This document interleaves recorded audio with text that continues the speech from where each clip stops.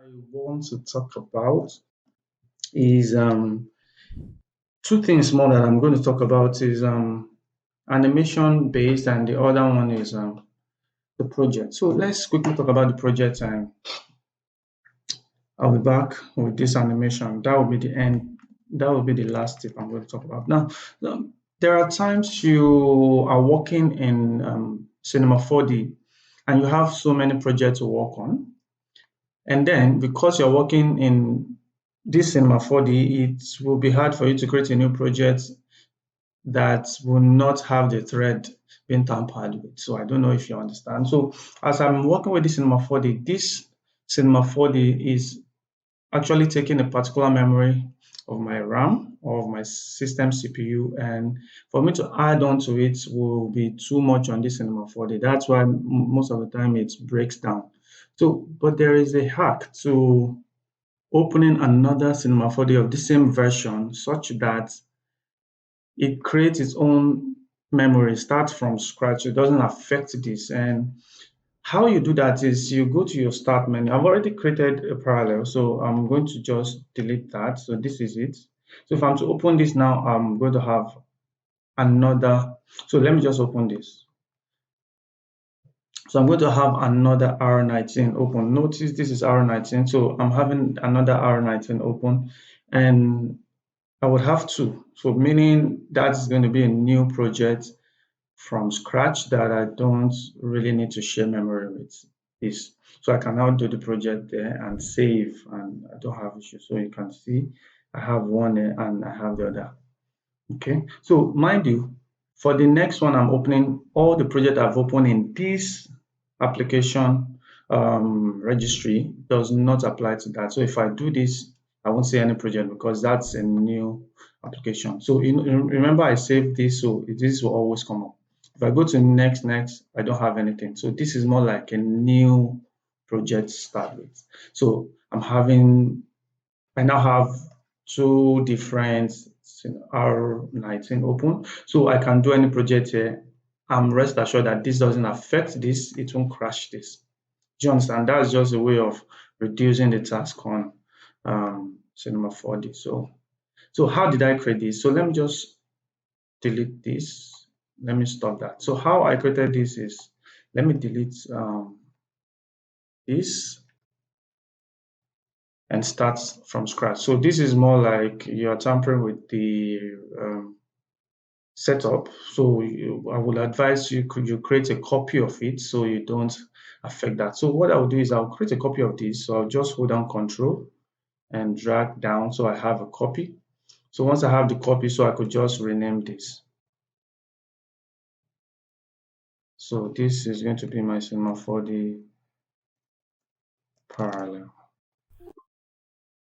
So what I'm going to do to this Cinema 4D parallel is to right click on it and go to the property of this. So that's what I want to do. So you need to note this down. So once you go to the property under the target, you want to add this string to this. First thing, you hit your space bar, then you put an hyphen, then parallel.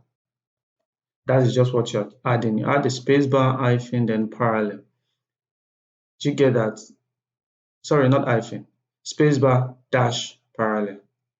Yeah, that's still hyphen. So spacebar dash parallel, you just type that and just apply. So it's going to ask for administrate. So we just give the permission. And as soon as you do that, this is created. So if I create this now, if I double click on this, it's going to open a new Cinema 4D. So you can see that. So I just thought I should show you that, and that's also a way of optimizing your systems, your software, so you don't really get crash. So when you do this, you tend to have less crash than usual. So all right, so we have that. So you can see the second one opening here. So this is the second.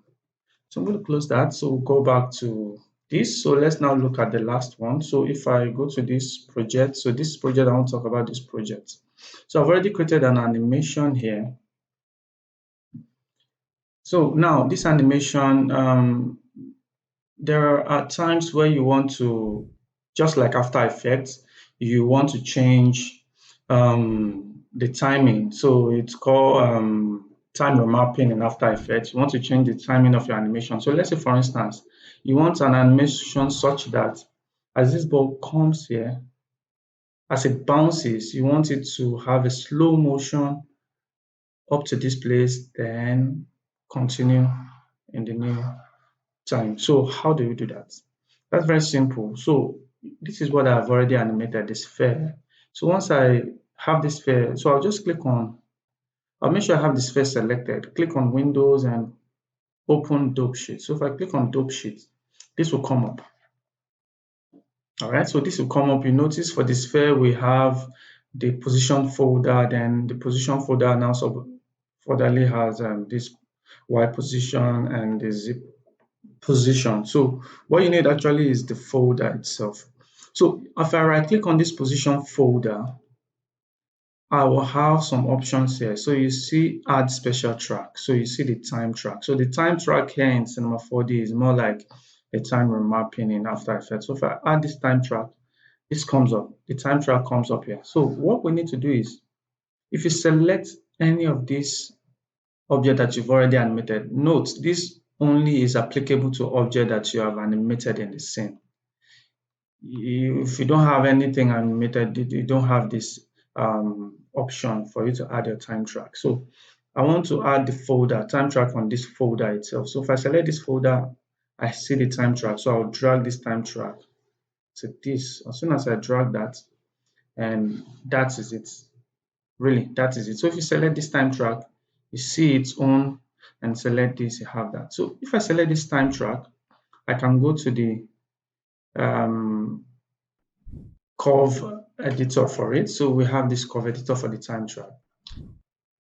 So you can decide to say, okay, let me increase this to let's say 90, or let's just go 70.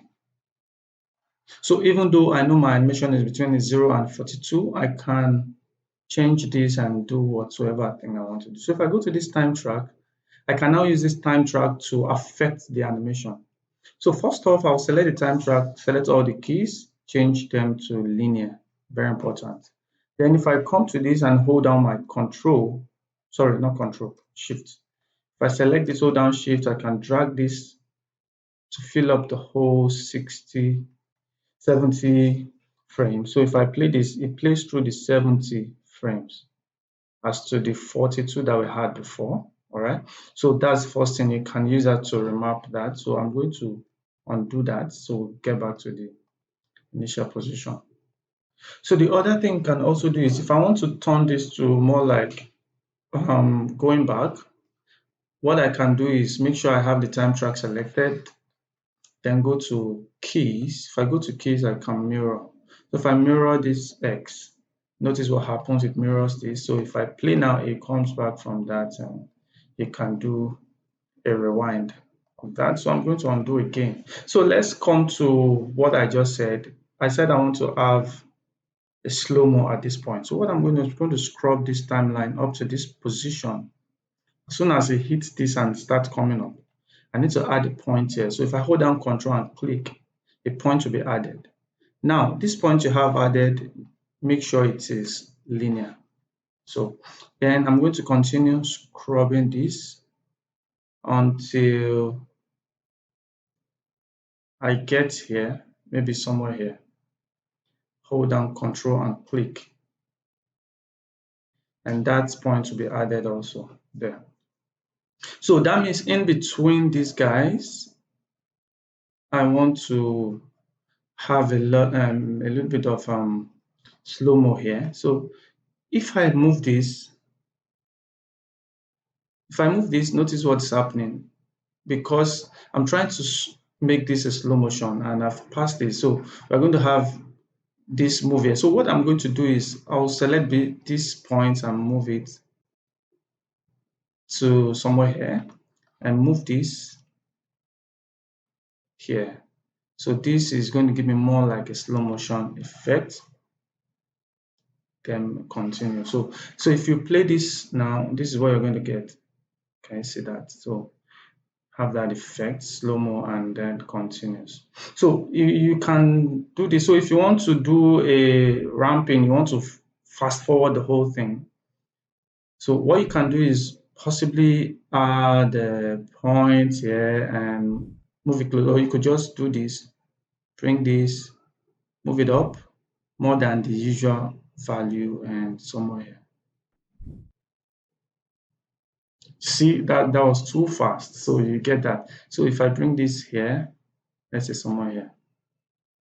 So you get the whole idea. So for the slow-mo, all you need to just move along the horizontal value, and for the fast forward, you just move it to the vertical upward and make sure the timing in between them is squashed. So you could do that.